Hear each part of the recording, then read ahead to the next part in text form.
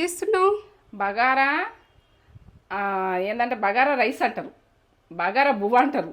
మీ ఏదనుకుంటుంది మా తెలంగాణ తగ్గేదే లేదు. బిర్యానీలో మనము ఏంటంటే బగారా రైస్లో దగ్గము. బగారా రైస్ అంటారు, బగారా అన్నం అంటారు, బగారా బువ్వ అంటారు.